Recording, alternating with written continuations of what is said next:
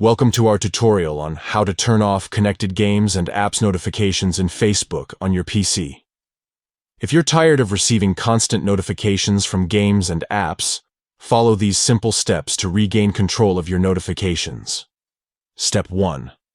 Open Facebook. Step 2. Click on your profile icon. Step 3. Select Settings and Privacy. Step 4. Click on Settings. Step 5.